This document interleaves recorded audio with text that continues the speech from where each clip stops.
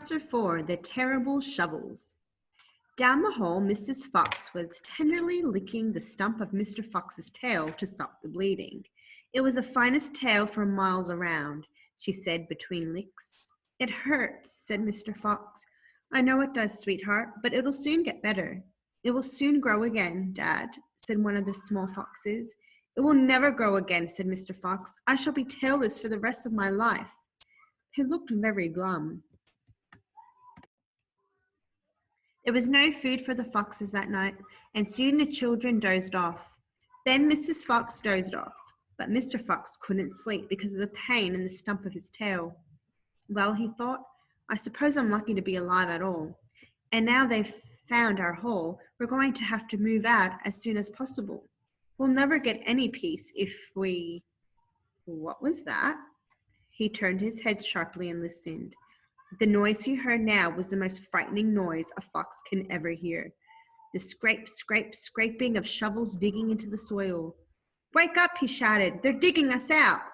Mrs. Fox was wide awake in 1 second. She sat up, quivering all over. Are you sure that's it? She whispered. I'm positive. Listen. They'll kill my children, cried Mrs. Fox. Never, said Mr. Fox. But, darling, they will, sobbed Mrs. Fox. You know they will. Scrunch, scrunch, scrunch, scrunch went the shovels above their heads. Small stones and bits of earth began falling from the roof of the tunnel. How will they kill us, Mummy? Asked one of the small foxes.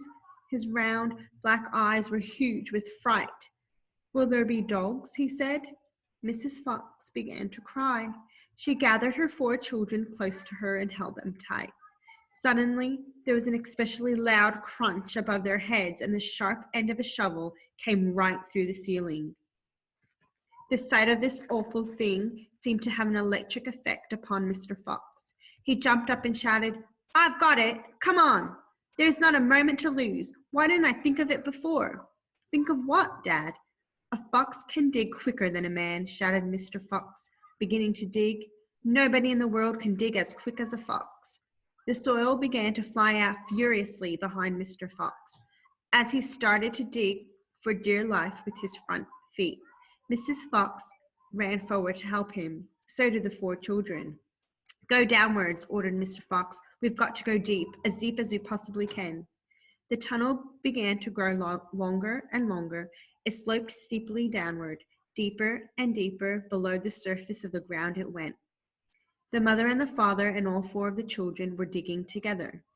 Their front legs were moving so fast you couldn't see them, and gradually the scrunching and scraping of the shovels became fainter and fainter. After about an hour, Mr. Fox stopped digging. Hold it, he said. They all stopped. They turned and looked back at the long tunnel they had just dug. All was quiet. Phew, said Mr. Fox. I think we've done it. They'll never get as deep as this. Well done, everyone. They all sat down, panting for breath, and Mrs. Fox said to her children, I should like you to know that if it wasn't for your father, we should all be dead by now. Your father is a fantastic fox. Mr. Fox looked at his wife, and she smiled. He loved her more than ever when she said things like that.